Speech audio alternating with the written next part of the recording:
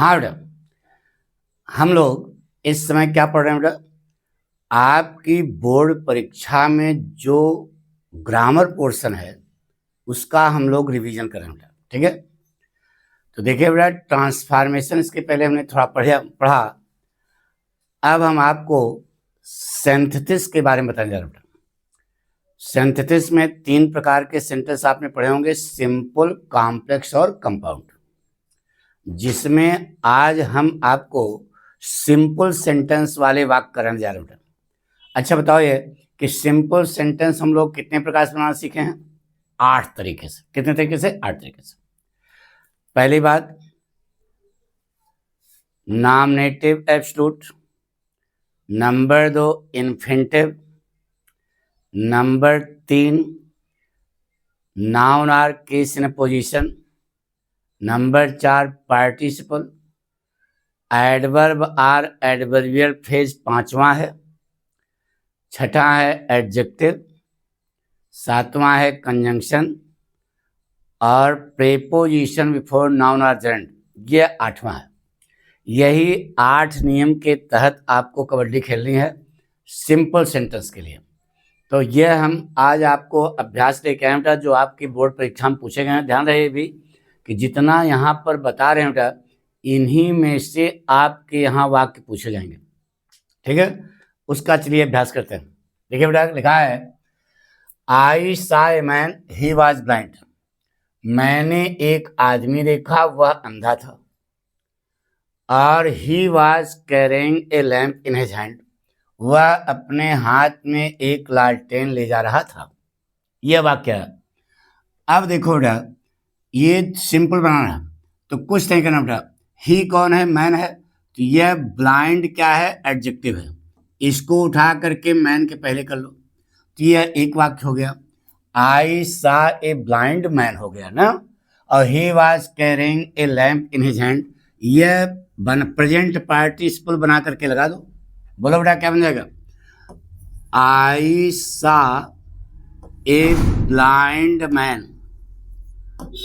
ए blind man, बाकी लगा दो carrying a lamp in his hand. लो बेटा, बन गया, एक वाक्य बन गया। अरे 3 वाक्य थे, हमको ऐसा जोड़ना था कि वर्ब 8 हो जाए और तीनों वाक्यों का अर्थ एक में आ जाए। तो अब देखो, वर्ब केवल सा है बेटा और पूरे वाक्य का अर्थ आ गया। मैंने अपने हाथ में एक लालटेन ले जाते हुए एक अंधे आदमी को देखा। बन गया नहीं? अब दूसरा वाक्य देखिए बेटा, William Douglas saw a girl, she was 9 years old, वह 9 साल की थी। और she was a refugee girl. अब देखो बेटा, फिर वही गणित है, 3 वाक्य हैं। तो William C Douglas saw a girl, a refugee girl.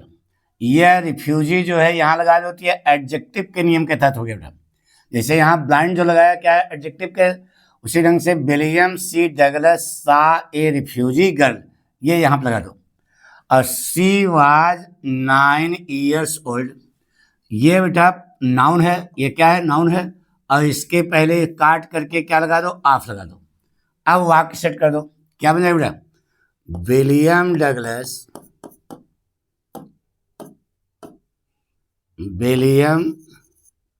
सी ना डगलस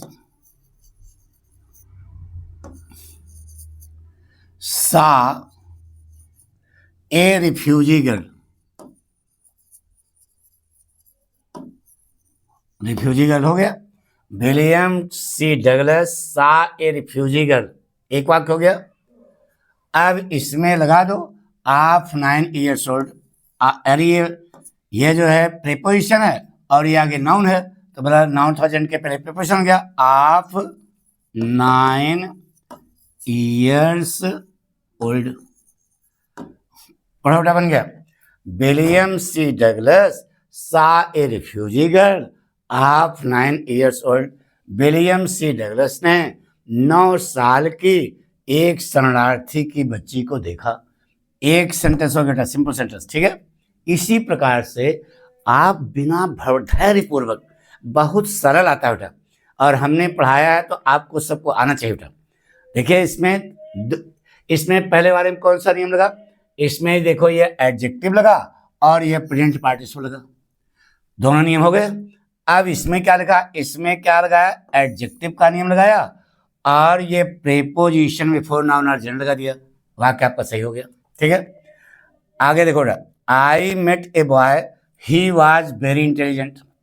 अब वेरी एडवर्ब है, इंटेलिजेंट एडजेक्टिव है, ये देखो एडजेक्टिव है, ही कौन है, बॉय है, बॉय के पहले ही लगा दो, पढ़ो बन गया। क्या बना बेटा, I met a very intelligent boy, a very intelligent boy, adjective सुन गया बेटा। I met a very intelligent boy, very intelligent हो गया, किसकी, बॉय की विशेषता हो गई, एडजेक्टिव सुन गया, पक्का, कोई कठिन है क्या। आपको 2 नंबर मिलना है, चैप्टर मिल जाएगा, इतना लिखने पे 2 नंबर मिल जाएगा। और ये मैथ है, जैसे अगर मैथ में जैसे नंबर मिलता है वैसे अंग्रेजी में ग्रामर में नंबर मिलता है। अब सही है तो अध्यापक काट ही नहीं पाएगा, आपको नंबर देगा, पक्का है, पक्का। आगे देखो बेटा, he could not come because he was ill. वह, अब इसमें 2 वाक्य, बिकॉज भी काट दो, देखो 2 वाक्य हमने बना लिया, he could not come he was ill. तो आपको बताया था बेटा नाउन बनाना है, तो हिज इलनेस, इल का नाउन क्या हो जाएगा, इलनेस, वाज की कोई जरूरत नहीं है, पढ़ाते समय बताया था, तो क्या हो जाएगा, हिज इलनेस, तो because of his illness, noun था एजेंट के पहले प्रीपोजिशन, अरे फ्रेजल प्रीपोजिशन लगा दो, क्या बन जाएगा बेटा, he could not come, could not come because of his illness, because of his illness. कितना सरल सा बेटा, देखो बेटा आपने हिज इलनेस इसको नाउन बना दिया, ही को हिज बना दिया, इल का नाउन बना दिया इलनेस, और उसके पहले ये प्रीपोजिशन लगा दिया, बिकॉज ऑफ, फ्रेजल प्रीपोजिशन। आगे बेटा सुनो, तो ये बन गया नाउन अथवा जेरेंड के पहले प्रीपोजिशन वाले नियम से। तो इस प्रकार से जब आप वाक्य बनाओगे, यहाँ पर बनाओगे तो आपके अंदर एक कॉन्फिडेंस आएगा, और जब इम्तहान में आएगा तो खट से बना लोगे। अब वहाँ ही की जगह सी कर देगा, यहाँ सी कर देगा, अब आप आएगा वाक्य किसी ढंग से, साफ साफ बता दिया बेटा, यानी कि आपको भड़बड़ाने की जरूरत नहीं है। अब अगला देखो बेटा, सिंपल सेंटेंस इस समय हम लोग पढ़ रहे हैं बेटा, देख रहे हो ना एक एक बात, देखो बेटा लिखा है the teacher enter the class, the students stood up.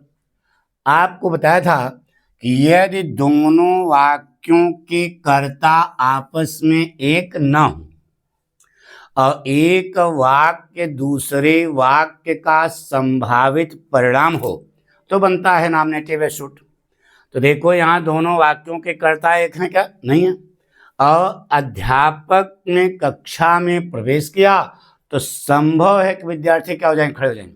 कुछ हरामी पीस होते हैं, नहीं खड़े होते बेटा, विकलांग होते हैं, पैर से नहीं दिमाग से। बहरहाल संभव है कि बच्चे क्या हो जाएंगे, खड़े हो जाएंगे, बात समझ ना। तो क्या बनेगा, नॉमिनेटिव एब्सोल्यूट। अब नॉमिनेटिव एब्सोल्यूट बनाने के 3 तरीके बताए थे कि यदि कारण वाला वाक्य सिंपल प्रेजेंट सिंपल पास्ट में है तो बीइंग कर देना, यदि कारण वाला वाक्य एक्टिव वॉइस टेंस में है तो हैविंग लगा करके वर्ब की थर्ड फॉर्म कर देना, और यदि पैसिव वॉइस में है तो हैविंग बीन लगा करके वर्ब की थर्ड फॉर्म कर देना।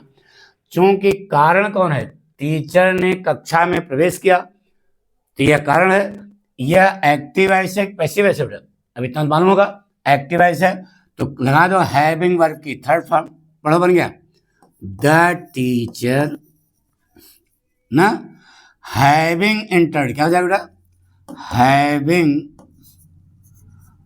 एंटर्ड द क्लास, ठीक है, comma the students became silent, the students became silent, बन गया बेटा। The teacher having entered the class, the students became silent. अध्यापक के कक्षा में प्रवेश करने से विद्यार्थी शांत हो गए। अरे मान लो वहां पर लिख जाए स्टूडेंट्स स्टूड अप, ऐसा भी लिख के आ सकता है, तो परिणाम होगा ना। तो ये परिणाम हो गया, ये नॉमिनेटिव एब्सोल्यूट बना दिया, इसको वाक्य आपका बन गया। अगला देखो बेटा, Nita is very poor, she can not carry on her studies. आपको बताया था बेटा कि दो वाक्य होंगे, दोनों वाक्यों में से एक वाक्य उद्देश्य अथवा परिणाम बताएगा तो इन्फिनिटिव बनेगा। क्या बनेगा? सिंपल के लिए तो कुछ नहीं करो बेटा, बेरी को बढ़ के टू में कर दो, दोनों वाक्यों के कर्ता एक हैं, नॉट तक काट करके छोटा टू लगा दो। बोलो क्या बने बेटा? नीता इज टू पुअर, और सी से लेकर के नॉट तक काट दो, लगा दो छोटा to carry on her studies. पढ़ो बेटा, बन गया।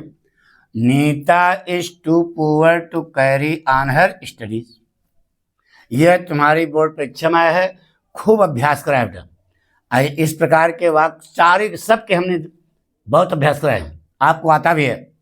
बेटा, the sun rose, the fog disappeared. फिर वही नॉमिनेटेड सूट, देखो दोनों वाक्यों के कर्ता एक हैं क्या? नहीं है। सूर्य उगा, परिणाम क्या हुआ? कोहरा गायब हो गया। तो बताइए कारण क्या? ये तो परिणाम हुआ, तो कारण कौन है? सूर्य का उगना। यह एक्टिव वॉइस है पैसिव वॉइस? एक्टिव वॉइस है, तो हैविंग लगा करके वर्ब की थर्ड फॉर्म लगा तो बन गया। बोलो बेटा क्या बनेगा? द सन हैविंग राइजन, क्या हो जाएगा? The sun having risen, the fog disappeared.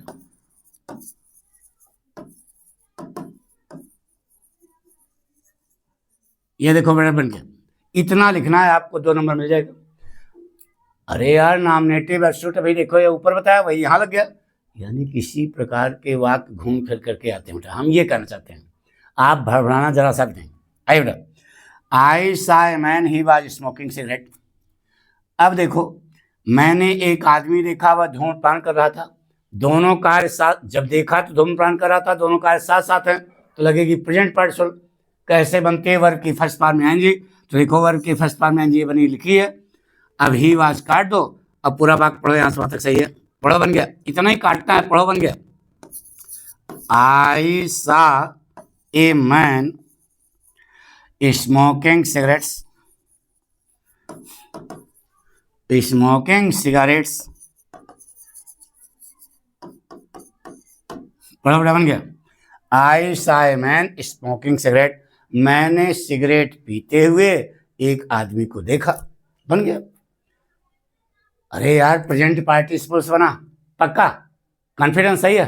Good. चले आगे। गुड, एक वाक्य और लेते हैं बेटा।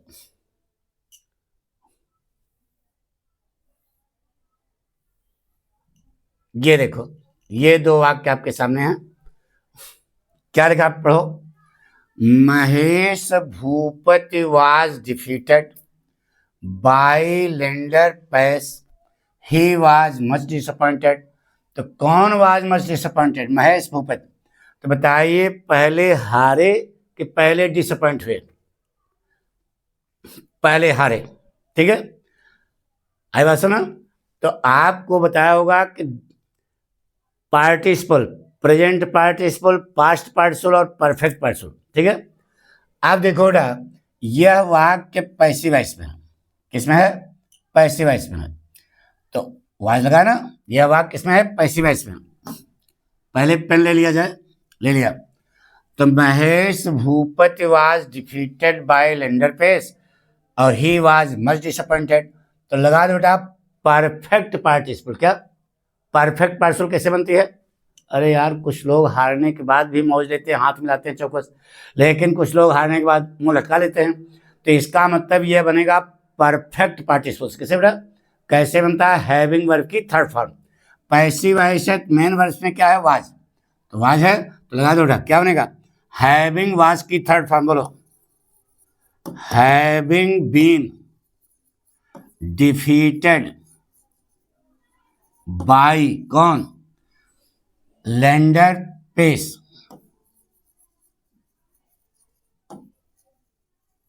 ठीक है, लेंडर पेस। अब ही कौन है? महेश भूपति है, तो लगा दो Mahesh Bhupathi was much disappointed, was much disappointed। Present participle कैसे बनती है? वर्ब की फर्स्ट फॉर्म में जी, पास्ट पार्टिसिपल कैसे बनती है? वर्ब की थर्ड फॉर्म।